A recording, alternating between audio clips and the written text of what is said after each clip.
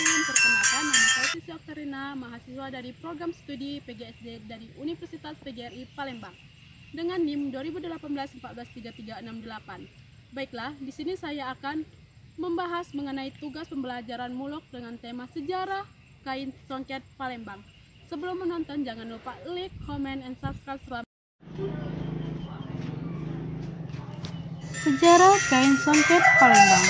Keberadaan songket Palembang telah dikenal sejak masa Kerajaan Sriwijaya dan Kesultanan Palembang Darussalam.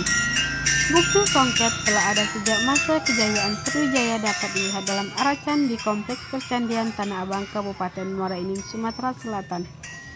Pada saat itu, pekerja membuat songket merupakan suatu usaha sambilan bagi penduduk asli Palembang. Songket telah ada bersama munculnya Kesultanan Palembang Darussalam sejak tahun 1659 sampai 1823. Dalam sejarahnya, orang yang berhak dapat dan pantas memakai songket pada waktu itu adalah raja atau sultan dan kerabat keratonnya. Menurut cerita lisan yang berkembang di masyarakat Palembang, pada awal mula kain songket berasal dari pedagang Cina yang membawa sutra, pedagang India dan Timur Tengah membawa emas, sehingga terciptalah kain songket yang berlapis emas di tangan penduduk asli Palembang.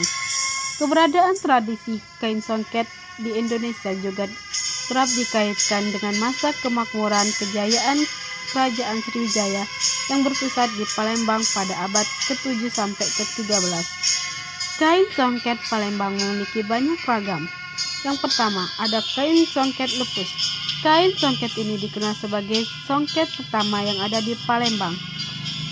Yang kedua, ada songket tabur.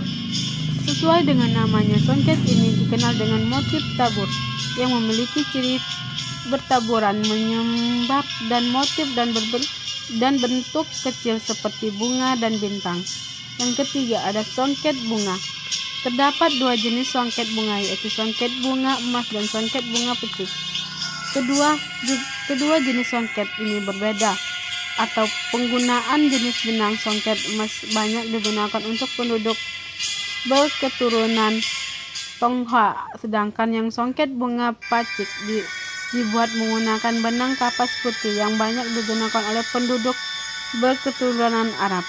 Yang keempat, ada songket limar. Songket ini dikenal dengan jenis songket warna-warni, menunjukkan pada kata limar yang memiliki makna etimologis warna-warni. Yang kelima, ada songket tertes. Songket ini hanya memiliki motif di bagian ujung kain, sedangkan pada bagian tengah diberikan kosong tanpa motif. Yang keenam, ada songket rumpuk. Songket ini merupakan bagian dari pakaian pengantin laki-laki Palembang. Motif songket rumpuk ini hampir sama dengan songket tertes, akan tetapi kain yang digunakan sudah memiliki dasar motif bentuk kotak-kotak seperti kain sarung.